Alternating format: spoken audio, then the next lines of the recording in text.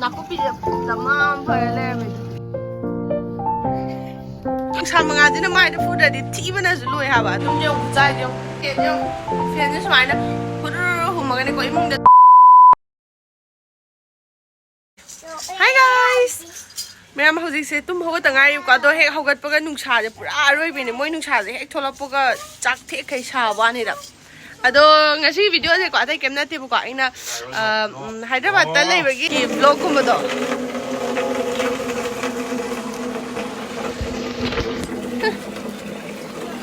Sayo nga tangay ko.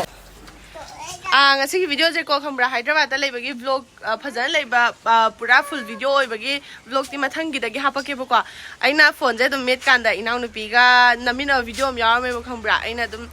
CLOVIA da firo leibibei ta ya du do. Ado in hapake meche thakpa na chi ra ba nungsa manga jina mai da food di thi bana zu loi ha ba adu do gai smai nam mi ne ado hingon je poche yam phar le ram phabra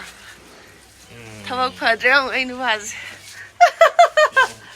thawak phadrem ai nu bas ya hau thien pung kya da mapan da pung ni pan da nongan bani ne Sanai.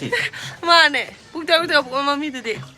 aina ne ko phone me la dum lei ba hai dai phamung da dum video je dum nga ko video je dum number video je dum mathang mathang yeng pa da yaram ba hai dai adu na ina nusi da thai ke taw ne bu ka adu na adu gi video da hapak ke mayam yeng minar se adu di inau nu pi gai bai nam gim ne mi thak pa na si re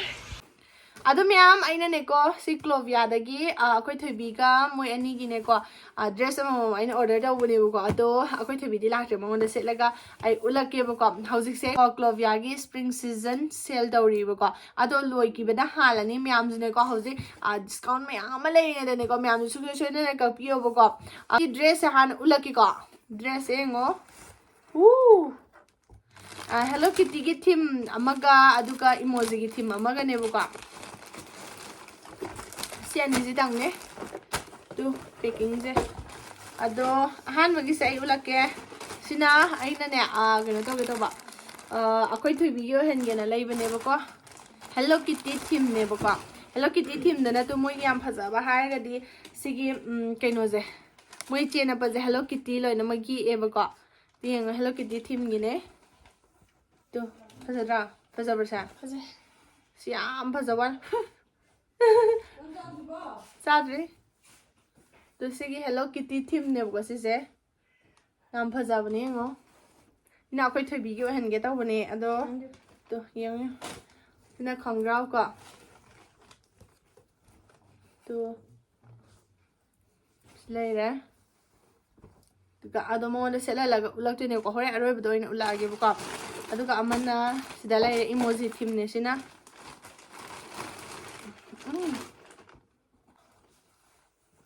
to moi gi se emoji theme da na to smai taw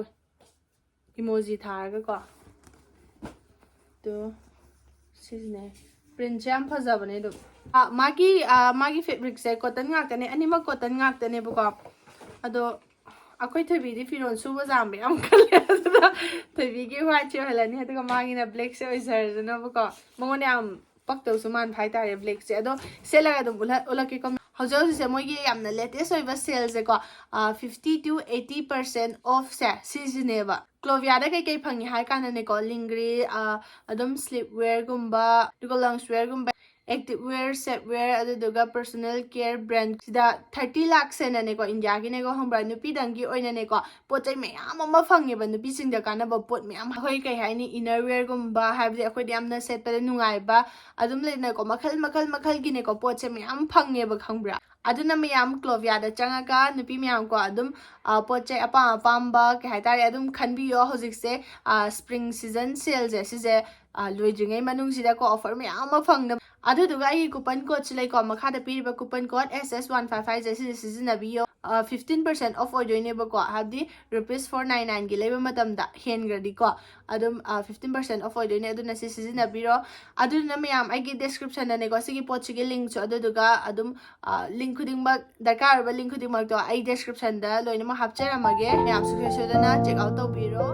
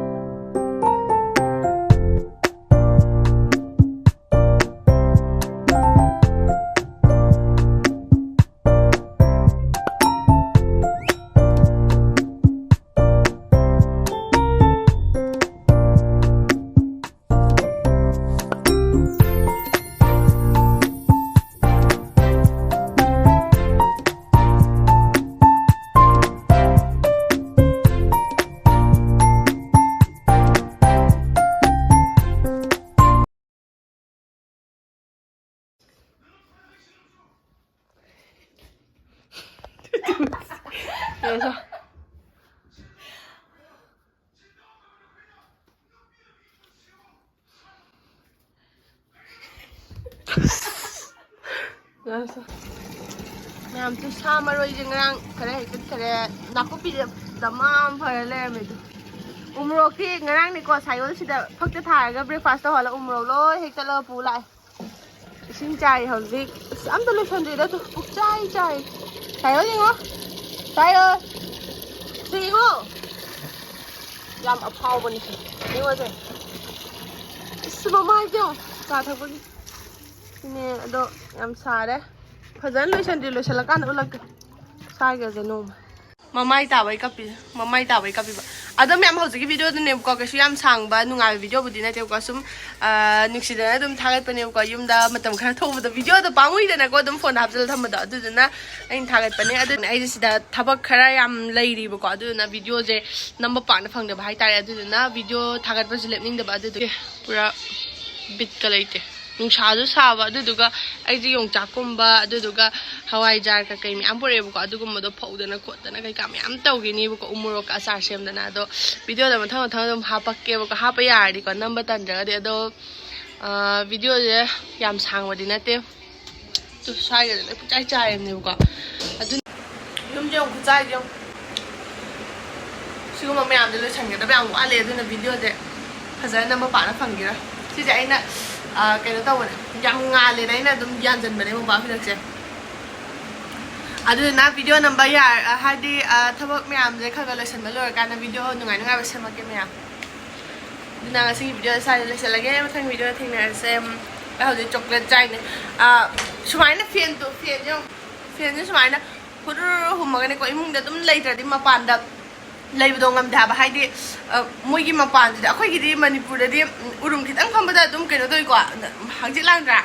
sida di ya de mapan da urum moigi ra moi ra mai sa me am na mai ya ga sa na na